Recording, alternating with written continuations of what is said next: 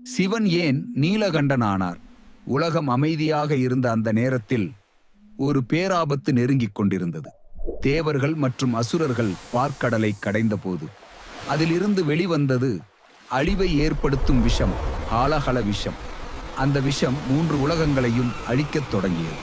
மனிதர்கள், தேவர்கள், இயற்கை எல்லாம் துடித்தது. அனைவரும் ஒரே நம்பிக்கையுடன் கைலாசத்தை நோக்கி ஓடினர். அங்கே அமர்ந்திருந்தார் அழிவுக்கும் மேலான சக்தி, மகாதேவன் சிவன். ஒரு நொடியும் தயங்காமல் சிவன் அந்த விஷத்தை தன் கைகளில் எடுத்தார். உலகத்தை காப்பாற்ற அந்த விஷத்தை முழுவதுமாக குடித்தார். பார்வதி தேவி அந்த விஷம் உடலுக்குள் செல்லாதபடி சிவனின் கழுத்தை பிடித்தார். அதனால் சிவனின் கழுத்து நீல நிறமாக மாறியது. அதனால்தான் அவர் நீலகண்டன்.